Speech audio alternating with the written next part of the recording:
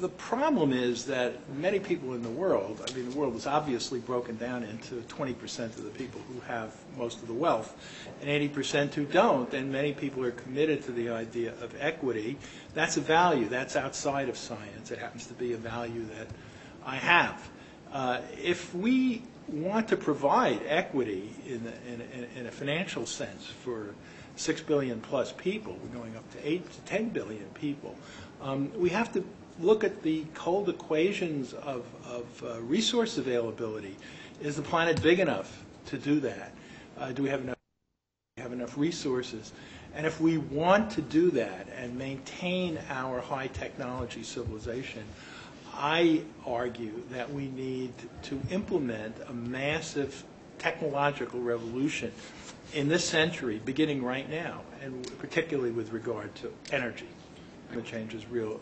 I'm not going to get to the heart of my argument. There's no question in my mind, to the extent that you, a scientist, can ever be certain, because we can never prove things. We can only disprove things. But the probability is very high that we're changing the Earth's climate. The probability is also very high that sometime in the coming decades we're going to reach the peak in our ability to extract liquid hydrocarbons, gas and oil, and we're going to increasingly fall back on coal. We have limited reserves of nuclear power in the form of uranium-238, which is the current technology.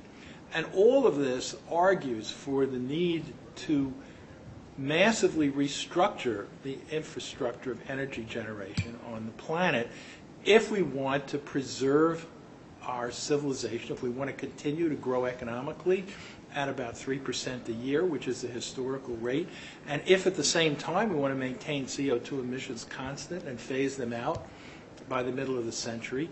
This is a gigantic engineering problem. It's probably the biggest technological problem that Homo sapiens has had to face since we left the African savanna 100,000 years ago.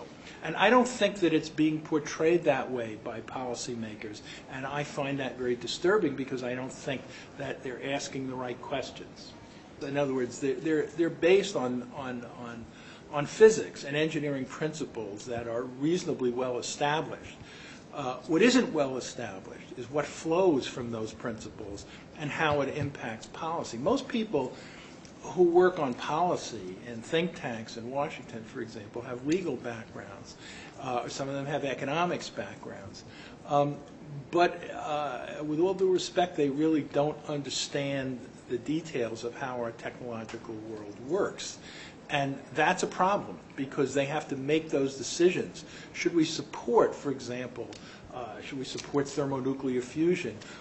Should we support renewable energy? What is the most critical thing to work on in renewable energy if we want to eventually have a self-sustaining energy system? Is it feasible? Is it a good idea to have ethanol, to have a national program in ethanol cars when photosynthesis limits the ability of the biosphere to provide fuel for internal combustion engines? All of those are technical questions, and we don't really have a good mechanism for getting that information out to legislators. And, you know, scientists today believe that this is not the only universe that may exist. There may be very large numbers of universes that exist, a number that's sort of unimaginable to us, like 10 to the 500 universes. In many of those universes, the laws of physics are totally different. In some of those universes, there are probably people walking around who look just like us, who are making slightly different decisions than we're making and are going down different timelines, if you will. So the question of whether something is inevitable, I don't think is the right question. I do personally believe that we have free will, and that's a critical issue, and our intentions matter. I think we have the ability to create a world that we can imagine. And the world that we live in is, of course, the man-made world. The human-made world is always existed in our minds before it existed in reality. So it's very important how we imagine the future to be. And as a scientist, I have to say that our imagining has to be congruent with the way the universe actually works, with the laws of the universe of physical science. If we do that, I think that there is an optimistic future for us.